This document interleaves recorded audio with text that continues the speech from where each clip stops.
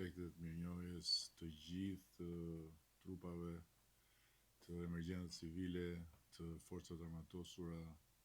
të angazhuara në teren me organizim, disiplinë dhe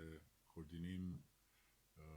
do thosha shëmbullor, I përcjell fjalën ministrit të bujqësisë.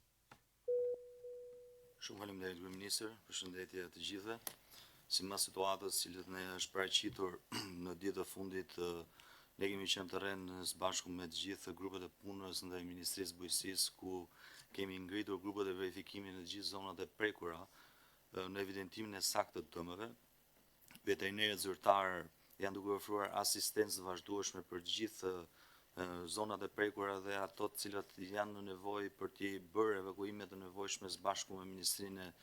e Mbrojtjes, ku kemi bërë evakuimin e disa fermave të rrezikuara, por edhe ato të cilët kanë pas nevojë për ndërhyrje me ushqim në kafsha, po të cilët ne kemi dhënë asistencën tonë. Hidrovorët janë në një gatishmëri ku kanë funksionuar normalisht në të gjithë Shqipërinë, gjë e cila na ka ndihmuar edhe në të gjithë procesin I cili ka qenë në lumenjtë dhe në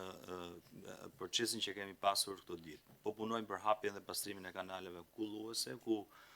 atje ku kemi pas nevojshme me gjithë eskavatorët, ku kemi rreth 29 eskavatorë në gatishmëri në nivel kombëtar, ku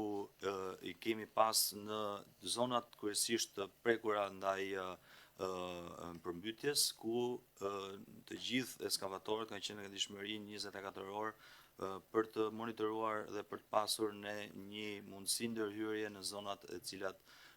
kemi bërë edhe në argjinaturat, ku në argjinaturën në dy çarje në Sheqeras në Devol dhe mbilisht Shtic, e cila vazhdojnë akoma për ndërhyrjen e këtyre dy çareve në argjinatura, sepse kemi pas një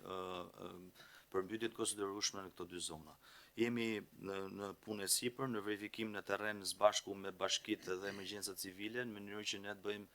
saksimin e saktë të dëmeve në bujqësi dhe të gjithë të prekurave të cilët ne do t'i evidentojmë dhe të kemi një pasqyrë të përgjithshme në gjithë Shqipërinë dhe në territorin e prekur. Faleminderit.